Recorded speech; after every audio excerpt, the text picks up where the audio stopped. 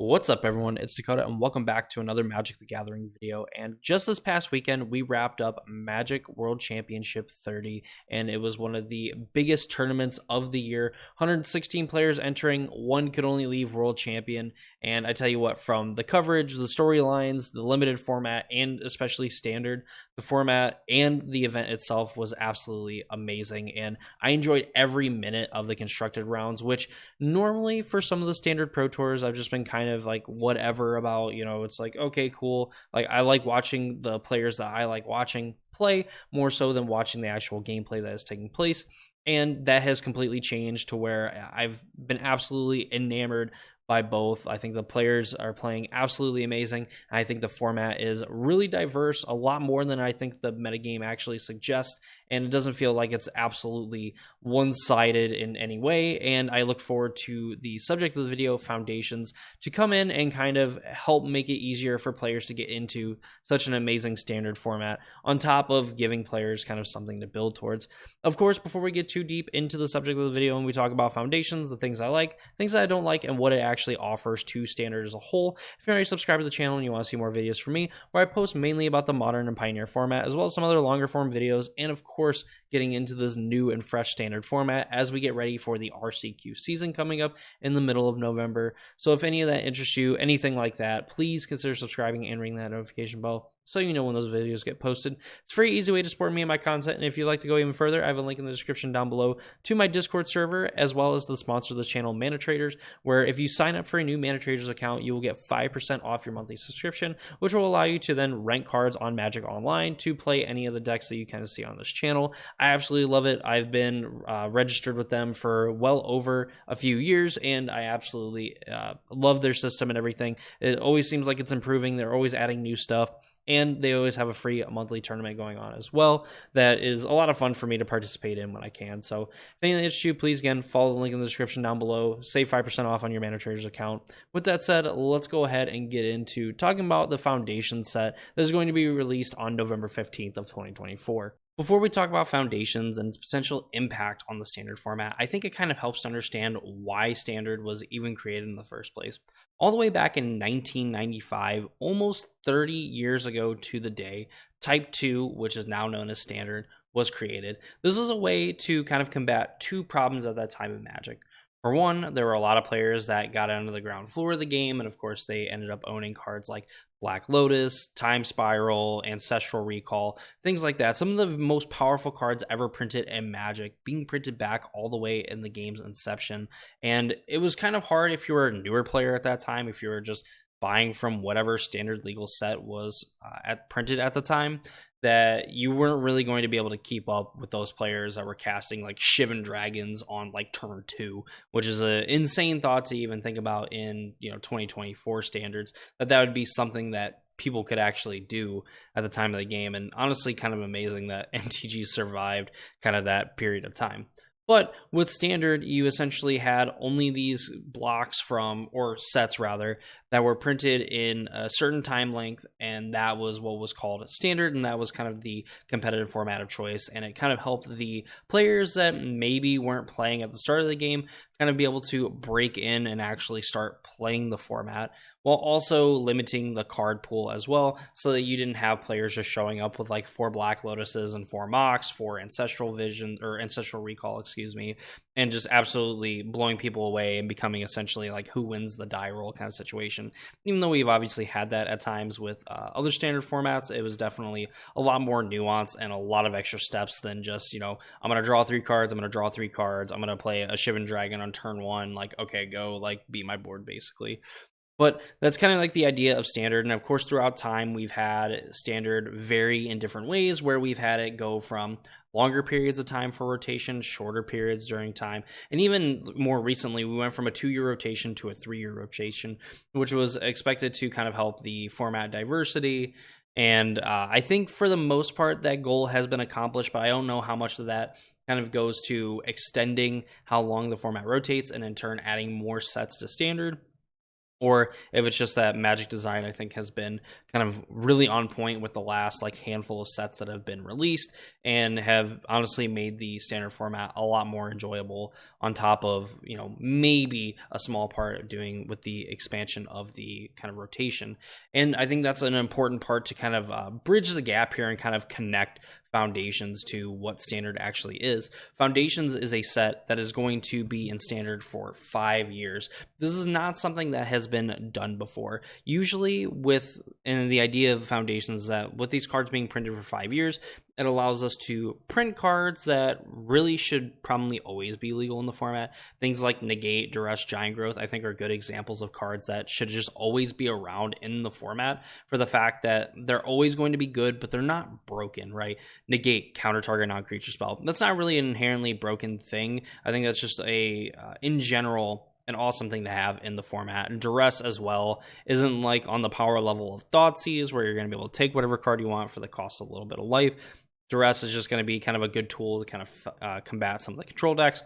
And Giant Growth is usually a pretty fair card. Now, while pump spells here lately have been very, very good in formats, I would say, just especially with like the mouse package that we have in standard, I would still say overall Giant Growth is like a net positive card to have in the format. And usually we would see these kind of come in core sets, and core sets, you know, have kind of had a tumultuous history through like the last, I would say, like 5-6 years of Magic, because they, you know, went away, and then we had Origins, which was kind of a core set, but it wasn't a core set, and then core sets came back and then they disappeared, whatever the case may be. And of course, in multiple sets anyway, we end up having cards like Duress find ways to get reprinted, Negate find ways of being reprinted, and so on.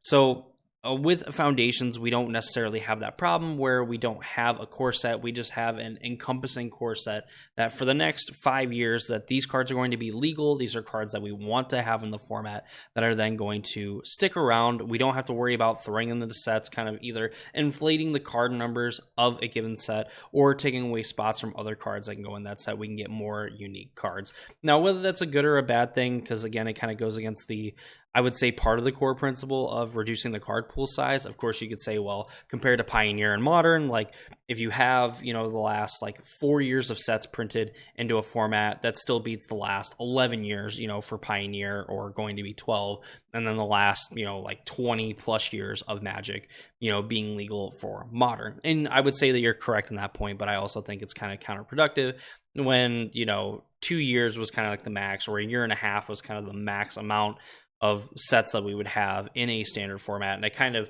you know, I think caused some, or created some creativeness when it came to building decks, because you just didn't have, you know, the most efficient things across like 12 or 14 sets.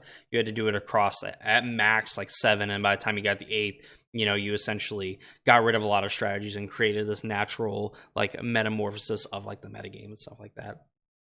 But of course, again, Foundations kind of getting to play the part of being a core set that doesn't have to be printed every year.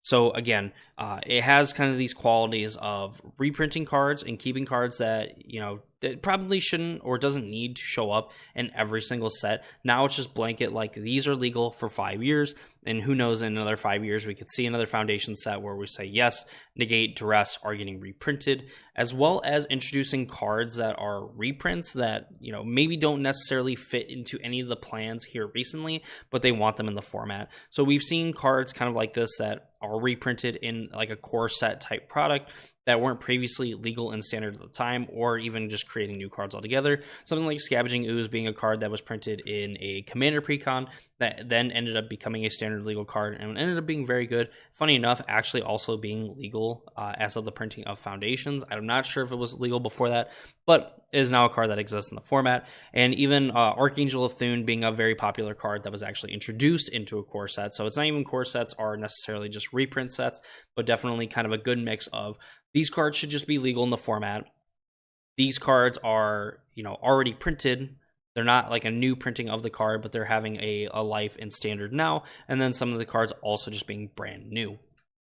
So the fact that with Foundations, we kind of get all of these qualities. We get new cards that, you know, weren't previously standard legal that are now standard legal. We're getting, you know, in this case, you know, we have old cards that used to be in standard a long time ago, but are now kind of getting a second lease on life here, like cards like Genesis Wave, Progenitus, and Darksteel Colossus, to name a few. I think these cards also, in a way, just being very nostalgic for some of the older players that maybe have stuck to more of the Eternal formats or maybe play casually, to kind of say, hey, maybe I do kind of want to get into standard, because I remember having a lot of fun playing Genesis Wave back in Scars of Mirrodin, or, the funny idea of like getting a Progenitus onto the battlefield, either by casting it, or maybe I want to manifest a Progenitus and then flicker it, and then boom, I have a Progenitus on the battlefield. Something of that nature. Darksteel Colossus just being a super hard creature to deal with. All that sort of stuff kind of creates this perfect storm of like, legitimacy in the printing of a set, where this kind of allows players to kind of get into it. Again, kind of the whole point of standard is to kind of allow new players to get into the game, and the older players aren't going to have an inherent advantage over it of just like, hey, I went and I bought these cards 10, 15 years ago, and they were like a penny, and now they're $500 a piece. And now, for a newer player, it's kind of hard to justify spending, realistically, for like the One Ring's sake, like $400 or $500 to get a playset of the One Ring, especially with the potential of getting banned. Of course, we know that's kind of the potential for any format, but to be competitively viable, typically standard decks are cheaper than Pioneer and Modern decks, all things considered. And I think for something like this, where you have a product that is completely different, again, completely breaks the mold of standard, because standard, again, is like a 2 to 3 year rotation at most. And then we have a bunch of sets drop off, and then we have kind of more sets to take its place, and we slowly build it over time till we get to a certain size, and then we cut off however much, and then kind of keep building from there. And that's kind of been the point of standard for this whole time. Well, now Foundations, again, of course, just being a blanket 5 years, and then once 5 years is up, I would assume that we would get another Foundation style set, or maybe we'll end up going back to core sets. I don't know. But, the fact that, again, this is a core set style kind of set, where we are kind of getting all the things that I kind of outlined, and mostly what players wanted, where you kind of get some of these older cards that really don't have a home anywhere else, that are just kind of neat, cool cards to kind of have in the format. You can now play those. As we touched on, Foundations is a great place for players to get a start in the format if you are just new to the game entirely, or you haven't really been paying attention to standard or played standard in a really long time. Kind of like myself, where I don't think standard was necessarily bad. It just felt like it was kind of teetering one way or another, where it was like bad, and it just slowly started to get good over time, to the point where we're at now, where now that we're getting into the RCQ season for standard this time around, I am definitely full-throated, like willing to get into the standard format and actually dive into it and really kind of take charge of it, and really just adopt it again as one of the premier constructed formats to actually play and qualify for not only a regional championship, but qualify for the Pro Tour, and have it be one of the featured formats of the Pro Tour. And again, we end up getting a standard Pro Tour, and then the World Championship is also standard. All kind of makes sense. But, as long as standard is good, I think Magic is in a really good place, and I think Foundations kind of helps to cement that, for the fact that we kind of get more unique cards that end up getting printed in sets, rather than having these, weird one-off reprints of, cards like, I guess cards like the Temple Cycle is like a really good example, because those are getting reprinted in Foundations. Those are just going to be legal, and I think that those are, very cheap dual lands that give you a benefit that I think goes a little bit higher than, dealing a damage to your opponent, gaining a life, whatever, or just not giving you any sort of benefit at all besides being a mana fixer, and allows you to kind of perform a game action by also playing a land. I think it's just kind of a fun land cycle to have legal in the format, period, altogether. And again, just kind of like a fun thing. Like Foundations, from all the spoilers, looks like a very fun set. Foundations looks like it's going to have a big impact on standard, but not to the point where I think there's not really anything that's necessarily broken. I think there's a cool, fun combos that are available to us in the format that I think players should look to play. And, there's kind of an easy build around. And again, with this being a product that should be a launching point for a lot of returning players and new players, you have a lot of these 2-card combos, or a lot of, potential format staples, or even sideboard staples at your disposal that are going to be incredibly cheap, as long as this is actually kind of print to order or whatever the case may be, for the fact that, again, this is going to be legal for 5 years. It feels kind of counterproductive and counterintuitive if you stop printing this after 6 months. I think you're kind of in for the long haul of probably 1 to 2 to 3 years potentially of printing this. At least half the lifespan is going to be available in the format. As like a side note, I want for all this also means that a lot of these cards are legal in Pioneer and Modern. I think the impact is going to be felt more in Pioneer than it is going to be in Modern. I know we had a video on the channel about talking about like a Pioneer Master set or possibly a Pioneer Horizons, whatever the case may be, to get like older cards into the Pioneer format. And I think that Foundations is a great way of doing it, where we can kind of find a middle ground where these cards will probably be fine in Standard. You know, they could potentially maybe even see play.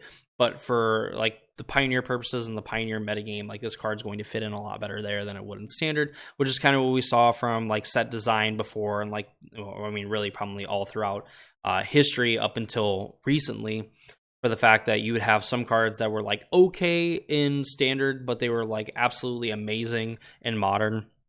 You know, we'd see like push removal spells like Fatal Push be available to us in in the Standard format, and then it ends up being like a Modern all-star essentially for a long time, being the premier removal spell of the Modern format.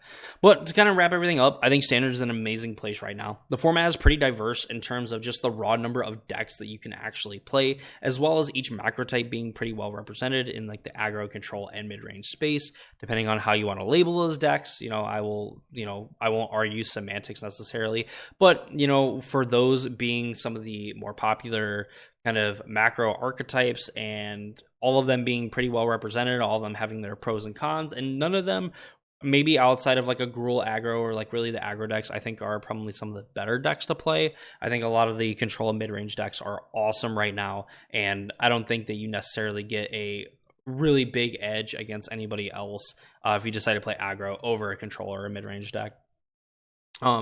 As someone like myself who's been critical of the Standard and for the most part has chosen to avoid the format entirely, like I said earlier, I'm looking forward to diving headfirst into this and really just kind of ingraining myself into Standard, where I think right now Standard might be one of, if not the best constructed formats to be playing currently. I think, again, with a diverse metagame, again, the fact that just with a natural rotation, it doesn't feel stale. Might feel really new to me because I'm not necessarily, into playing the format, but kind of what I've gathered from a lot of people that have been playing the format, that Standard has been great and continues to be great. And I hope that, with the release of Foundations, it's going to make it easier for someone even like me who's been playing for a while, but hasn't really been paying attention to Standard or really doing a lot of like buying of Standard cards rather than playing in like sealed RCQs and maybe the occasional draft here and there. I kind of look forward to this Foundations product because it'll be hopefully a way for someone like myself to kind of build up a Standard collection with cards that I would want to play in the format, and hopefully be good in the format that will make it easier to build decks going forward. But as always, let me know what you think in the comments down below. Do you think Foundations is a good thing or a bad thing for Magic as a whole? I'm firmly on the side that I think Foundations is going to change Magic for the better. It's not something that can really be overdone. Again, it can only be, these cards are printed every 5 years. I think if you overdo it, you end up confusing the players more than actually helping them, which I think this product should be geared more towards helping the players rather than just being a product that can be released every year, every other year. That where we have to figure out which Foundation set or which set symbols, whatever, and what versions of cards are actually legal for 5 years, and maybe what has only like 4 or 3 years left on them, if another Foundation set would be released. But again, let me know what you think in the comments down below. Of course, subscribe to the channel if you haven't already done so. We're going to be tackling a lot of Standard coming up with the RCQ season inbound here in the next few weeks. Of course, still talking about Modern, Pioneer, all that fun stuff. Subscribe to the channel, all that. Check out the Casual Spikes podcast. We have a new channel that we're launching the episodes on. So if you want to support over there and you've been kind of watching the podcast, then I implore you to do that over there. I will have it linked in the description down below. But that's going to do it for me. Hope you all enjoyed the video, and I hope to see you all in the next one.